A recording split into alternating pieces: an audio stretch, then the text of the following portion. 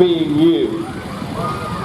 Well, Britain in the post-war period was a prolific manufacturer of agricultural tractors, with the five greats of that era being Fordson, later Ford, Ferguson, later Massey Ferguson, Nuffield, later Leyland, later Marshall, David Brown and International Harvester. Sadly, not one of those tractor manufacturers is in existence in this country today. The only remnant that we have is the great JCB firm, which are still going from strength to strength. They've recently decided to invest more money in a £50 million new factory. They make the fast track there, their famous backhoe excavators, the teleporters, and they are a shining example of what a British engineering company should be. We also have the New Holland factory at Basildon, which is the old Ford plant, and Ford tractors were bought out by New Holland or Fiat in the early 1990s, and all the components are made abroad. Basildon is just an assembly point, and it is though the 15th largest exporting company in Great Britain, which is still something to celebrate. So all the parts come in, and then they go out as ready-built tractors on the backs of the lorries which brought the components in. Tim, just briefly, can I just interrupt you? We have a winner for the teddy bear, and that was ticket number 50. It was the orange ticket number 50. So if you like to... Over the last 20 years or so, there's been a tremendous upsurge in interest in tractors in this country, and it's actually a global phenomenon, with people seemingly from all walks of life, not just from an agricultural background, all different age groups, and it's good to see some of the youngsters getting involved now, and people the countrywide who are buying, restoring, operating and exhibiting these marvellous reminders of our mechanised agricultural past. And long may all of that continue, I say. Well, I suppose if the oil continues to flow, it will. Out of the demise of the great British tractor industry, there's been a lot of businesses that have been set up to supply spare parts, and most of the tractors that you'll see here today are still capable of doing the job that they were designed to do. The reason why they're obsolete now is the fact that the farming has got that much quicker, on a bigger scale. Everything is designed for speed, for power and for scale. Anyway, let battle commence, one of the many, and this is a trusty tractor owned by the Chandler family. This has come from the Winchcombe area. It's been family ownership from day one. This is the third generation to have used this little tractor. It's a walk-behind model, made at Bentley Heath in Middlesex, powered by a Douglas engine, and you'll see it's fitted with a set of discs, and those would have been used to break down ploughed land to create a seedbed. Ransom's crawlers now, these were made by Ransom, Sims and Jeffries, and a little lightweight market garden crawler tractor, and a long production run from 1936 up until the mid-1960s. About 15,000 of them were made. That's the MG2, and that's the later MG40. And they were very popular in France. About 15,000 were sold. A Ford 2000 now, and this is the Force range, which were launched in 1968, about 37 horsepower, and the replacement for the Fordson Dexter tractor. The Lee Francis Unihorse tractor, made in Coventry, and powered by a BSA engine, a lightweight market garden tractor, and like the Singer Monarch, made in Coventry by Singer Motors, and they were a company which made cars, and they bought out the Oak Tree Appliances tractor division. The wheel horses, they come from America, and they're a popular choice for small garden jobs really, made by an American company, and given the name because of the wheel horse and the team of horses is always the most important. A gunsmith now, powered by a Briggs & Stratton engine, about 300 of those were made, based around the BMB Coltmate, and converted into a tractor, and a very capable little machine. You could put machinery on the back, mid-mounted or on the front as well. Another garden tractor, a Jacobson Chief owned by Sam Tasney from near Tewkesbury, And this has got all manner of equipment on it, a rotavator to break down soil and a snowplow blade on the front. A Mitsubishi tractor. A lot of these Japanese tractors came over in the 1970s. It's got 3-point linkage with a rotavator attachment, powered by a power takeoff shaft, and that one's fitted with grass tyres, so it would have probably been originally used on a sports and recreation field. 3-cylinder engine.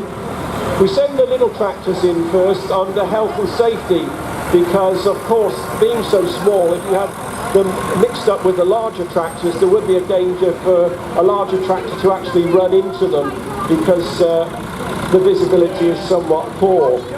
The little tractors are, some would say they're like little toys. They're not true tractors, but they are a true tractor. They saved a lot of back-breaking work, especially with the little market garden tractors, and they really transformed the livelihood and lives of many a market gardener and smallholder, where manual labour was still very commonplace, really right the way through until the post-war period. And Britain had quite a number of little garden and horticultural tractor manufacturers. We've seen the Gunsmith, and there was the Ota, later the Singer Monarch range. We've actually got a Newman here, the Kendall tractors, which they took over from. The Trusty tractors too, they also made a more conventional tractor, and the Garner models. The reason why so many of these tractor manufacturers declined and went out of business was they came up against one particular model which was a world beater, the Grey Ferguson tractor, which we'll see a lot of here at South Cerney. You see a lot of them throughout the country. And the reason is there was a lot of them made, about 500,000 from 1946 up until 1956. Known as the Grey Menace because the other manufacturers really didn't have anything of that sophistication, that manoeuvrability and that technical innovation to sell in comparison. Well, we're parading the tractors now across in their usual dancing formation because it keeps the parade going and it gives you a chance to see them going to and fro and give you a chance to really take them in. As you can see, we've got a lot of red ones here and a lot of blue ones, and the two big dominant players really in the post-war period were Ford and Massey Ferguson. Massey Ferguson made 3.3 million tractors up at the Banner Lane factory up in Coventry, but that was closed down in 2002, and sadly the tractor manufacturing capability was transferred to France. I don't know what Harry Ferguson would have made of that, not much I don't think. But the Banner Lane factory was requisitioned by the post-war Labour government to build the T20 tractor, and when the Massey Ferguson amalgamation went through in the 1950s, they retained the plant, they actually bought it from the Standard Motor Company, and they continued to make tractors there just beyond the turn of this century. Fordson, well, fortunately Ford brought their tractor manufacturing plant to Dagenham initially and set up a new purpose-built facility there in the pre-war period on marshland, about a 600-acre site.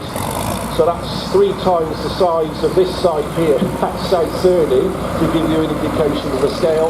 And it was not only to build tractors, but of course to build cars as well. By 1964 they moved production to Basildon, and that was a state-of-the-art plant, and that was to build a worldwide range of tractors which were built at several plants, one at Antwerp and in America as well, Deere in Michigan, and the idea was to have a common range of tractors with a common set of components to keep production costs down, and most of them, the big manufacturers, tended to go down along those lines.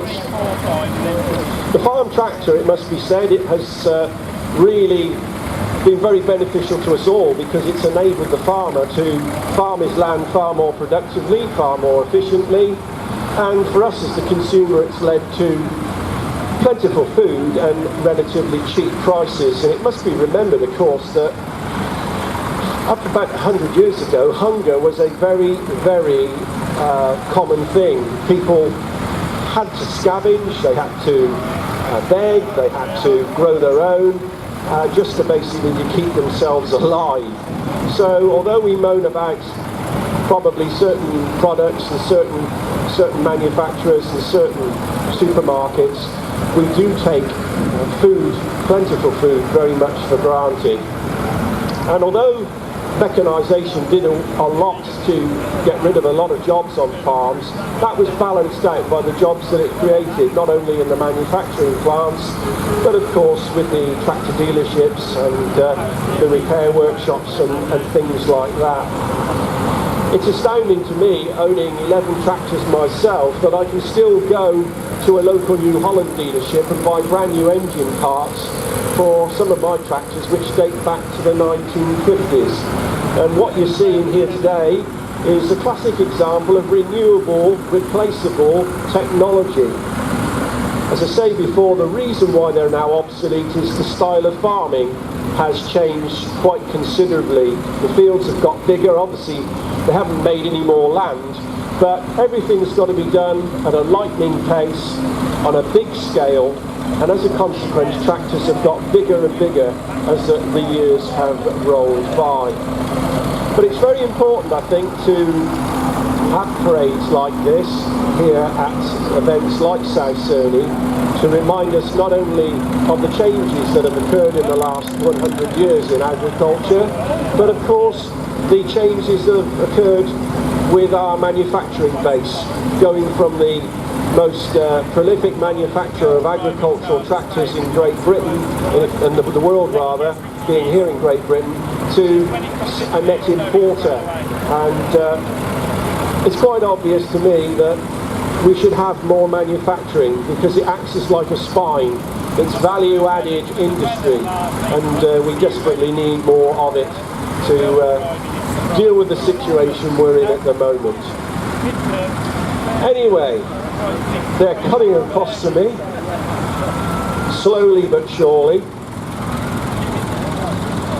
Work of this type, of course, if you can call it work, is pretty alien to most of the diesel engines that these tractors are operating with, because a diesel engine needs to get hot for it to burn off its fuel efficiently. And these tractors have been more happier working in a field, ploughing, cultivating, with the engine under load, with the radiator up to working temperature, for the fuel to burn off efficiently. So this is a bit of an exercise in bore glazing, if you know what I mean. And here comes the man himself. This is Clive Osborne, our section leader for the tractor section here at South Cerney. Clive has built this up to what it is today. He puts in a huge amount of work every year, and I'm delighted to say that he's with us again today. He hasn't been at all well, but we wish him well, as the South Cerney show just wouldn't be the same without the governor, Mr. Clive Osborne. And Clive's on the BMC Mini.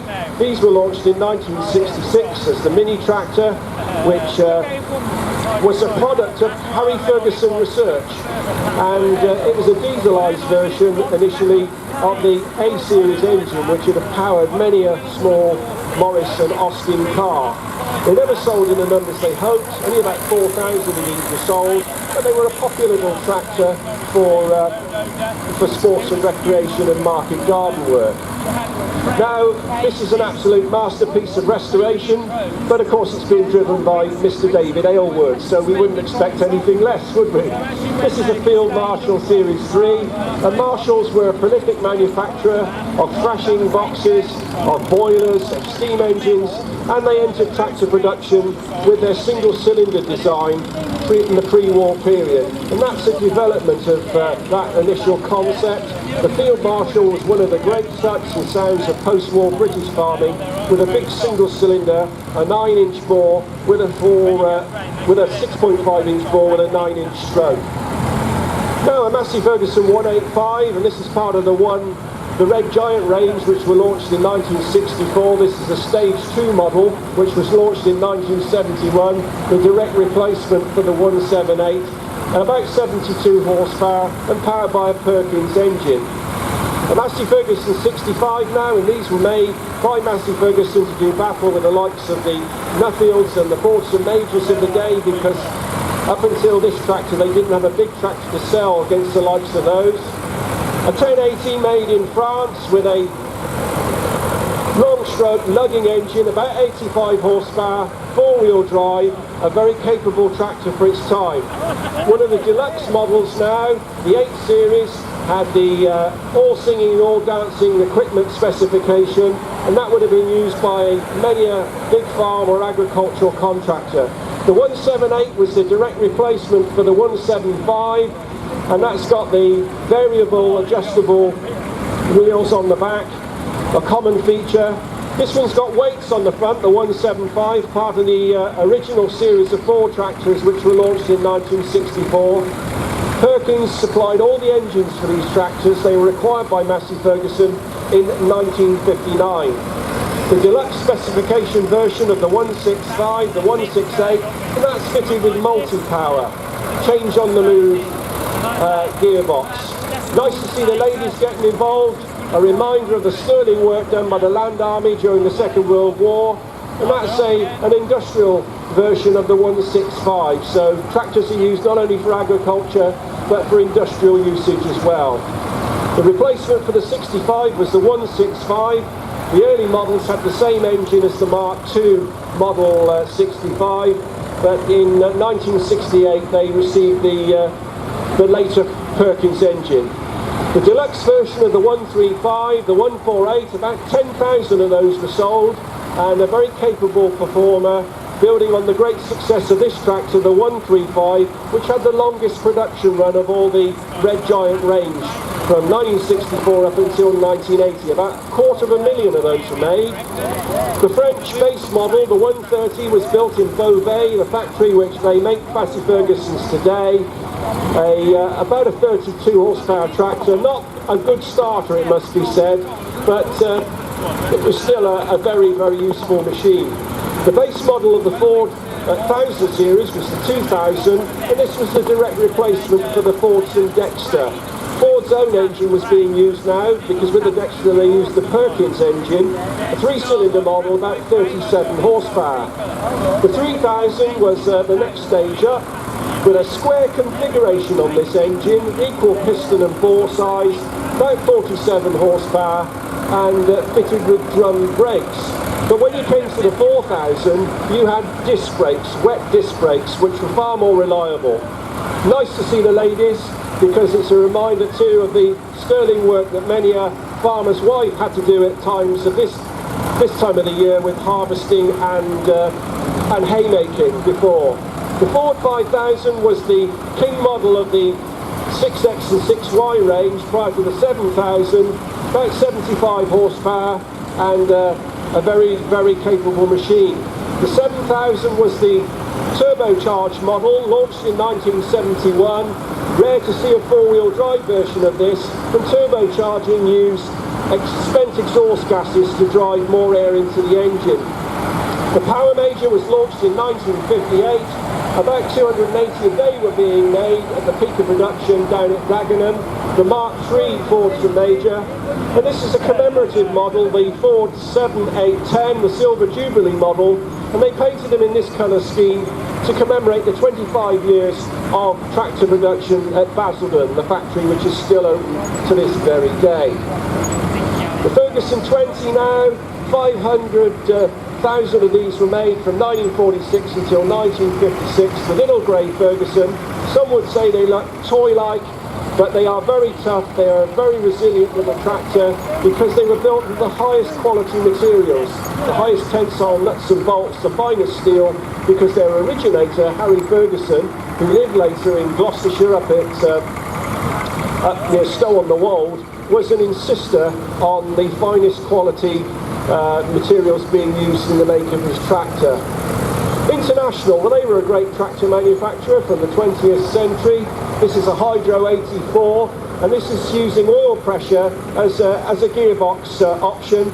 The hydrostatic range came out in the early 1970s, and International had plants all over Europe as well as America and here in Great Britain, and they amalgamated with Case and are now part of the New Holland conglomerate. John Deere are a major player on the tractor front. In fact, they are the top seller in this country now. Still an independent company. This one was made at Waterlooville, where the original John Deeres were manufactured. 190 horsepower. Note the front linkage on this tractor, so the tractor could not only have equipment on the back of it, but on the front as well, so that you could do that much more work. And all 190 horsepower would have really been used with operating two sets of equipment. That's fitted with the Soundguard 2 model tractor cab, which is a very nice environment to work in, with all sorts of creature comforts, but only one door, unfortunately.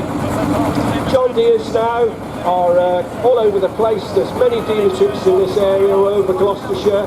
They're a market-leading tractor manufacturer. Their main plant in Europe now is in Mannheim, where the Lance Bulldog tractor was originally made.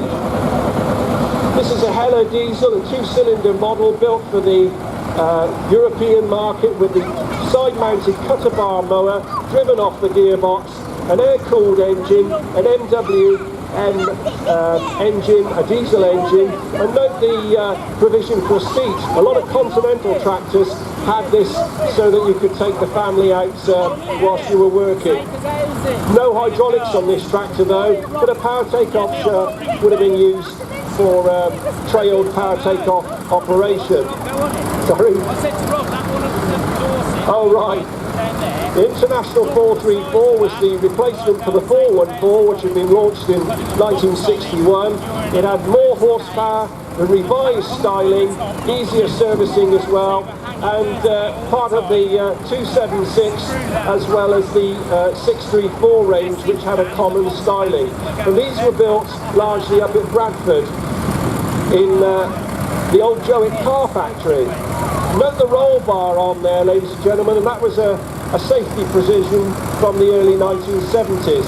Again, another roll bar. Fordson Dexter now, this is the Super Dexter, and these were launched in 1961 with the uprated version of the Perkins P3 engine, which had powered a lot of tractors.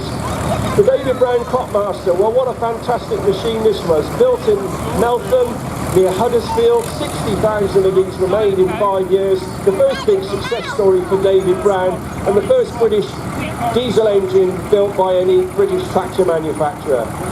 An interesting tractor made by David Brown now. This is a Taskmaster, and about 2,750 of these were made in various forms. They were industrial tow tractor, and this one was based around the Cropmaster, but in TVO form. Again, another David Brown Taskmaster. David Brown had a long reputation, a long history of making specific, and this was used at Bertram Mills Circus. Well, there's a couple of clowns sat on there, isn't there? And another one, a tow tractor based around the David Brown 900, and this one's owned by Graham Weaving, who's come all the way from Wales with this, and has completely restored this tractor. It was used, believe it or not, on airfields, ladies and gentlemen, to tow Vulcan bombers. So David Brown continued from the wartime right the way up until the mid-1970s with our local Douglas firm in Cheltenham producing aircraft tow tractors. This is a dieselised version of the Ferguson 20. This was available as an option. The giveaway was obviously the Ratley diesel engine and the higher position of the bonnet. And Perkins supplied these as transplants for this particular tractor. But Standard also had their own model of diesel engine, the one built in conjunction with Freeman Sanders. Andy Freeman now, part of the great Tewkesbury and Gloucester tractor mafia, who've descended again on South Cerney. A Super Dexter, nice to see it in its original condition, because it's a reminder of how well the tractors lasted, but also shows you how well restored a lot of these tractors are. And that was owned by Chris Weatherup, who was the late Chris Weatherup. This tractor is the E27N Major, owned by Bob Ratcliffe from Thornton-on-the-Water, a 1950 model, supplied by Furrows of Shrewsbury, and the replacement really for the Model N Fordson, which did all the work during the Second World War. This is a Model F, the tractor which came before the Model N Fordson, the world's first mass-produced tractor. About 750,000 of those were made in America and in Ireland from 1917 rather to 1929. A Volvo V25 now, a very rare tractor, only 3 of these in this country, made by the Swedish Volvo manufacturing company who made lorries as well as cars, and they eventually became Valmet. A tremendous wartime tractor here. Without this tractor, we wouldn't have won the Second World War. They did the lion's share of the ploughing during that period. 95% of the wartime work was done by the Model N Fordson, and thank God we could make this crude and outdated tractor, because we would have been starved into surrendering. It's in there somewhere, sir. Keep trying, keep trying. This is a wartime, mid-wartime version with the cut-down mudguards and the shortened toolbox because steel was in very short supply. Steve Fremantle now, who runs the North Leach Steam Rally, get up to Easington Road on the 8th and 9th of September. A similar sort of event to this on a smaller scale. This is a transition model because although it looks like a 30, this is the 35, this is a 35, is it? 35. 835, but where's your 8, miss? Your mate's missing. You couldn't afford it. I won't have that. That's fitted with a Hanomag diesel engine, and that was made in France. The Fordson Dexter was launched in 1958, and for the first year of production, about 22,000 were sold. A 32 horsepower tractor built to do battle with the likes of the Grey Menace. The 165, 60 horsepower tractor, commonly seen on many farms. This is the Mark II model made in 1972, and that's a Gloucestershire tractor, so probably supplied new by B.S. Bird in Gloucester, who were the main Ferguson and later Massey Ferguson dealership. The Leyland 154, these were made up at Bathgate in Scotland. This is the stage 3 version of the BMC Mini with the uprated engine, and this little tractor soldiered on for another 10 years after it first was painted in its blue colours, and they were later made in Turkey. If it had had the development costs fulfilled, it would have actually done very well in battle against the likes of the Japanese Komotas and Isekis. Well, I don't know what Harry Ferguson would have made of this, not very much I don't think, but they come in all colours, usually they're painted grey. This has got some sort of reason, all the details are on the back. Now, that's a diesel version launched in 1951. This is a TVO version, by the looks of it, yes, and TVO was a cheaper form of fuel to run the tractor on. You start on petrol and then you switch over once the tractor's up to working temperature. These tractors were actually tested well before they actually went out to the farms. They had a wrecking team at Ferguson's, and whenever they had a new tractor or a new piece of equipment, if it came back intact after a hard day's of use, they knew they had a winner on their hands. And these tractors were marketed all over the country at farming fairs, and once the farmers saw what they could do, they sold in huge numbers. Farm better, farm faster with Ferguson was the slogan. Well, another as-is version of the T20, an indication of how well the tractor has lasted. The first year of production had the Continental engine, but this is fitted with the standard engine, and this engine was common to the standard Vanguard car and the Vanguard van, etc. All part of the standard motor company set of kit. And here we have a seed box on the back, a trail seed box. This is a non-standard piece of equipment for a Ferguson tractor because all manner of equipment was manufactured as part of the Ferguson system. The replacement for the T20 was the 35. The first one was painted in grey and gold, but this is a second stage version in the grey and red livery, and it's fitted with the earth scoop, which could be used to pick up some soil and to transport it using hydraulic power. The Fordson Power Major was launched in 1958, the E1A Major first saw the light of day in 1952, a very reliable starting diesel engine. They'd even start in -15, and they were very frugal tractors and based around the E27N with extra gears and a very, very strong gearbox. as many have been used for tractor pullers and conversion work. The Ford 3000, this is the Force version. The original one was the 6X model, and these were revised in 1968 with the new colour scheme. Very handsome little machine, very capable machine. They unfortunately did suffer from porous blocks like a lot of the Ford tractors at the time. This is an interesting tractor. It's a 135 but a petrol version, owned by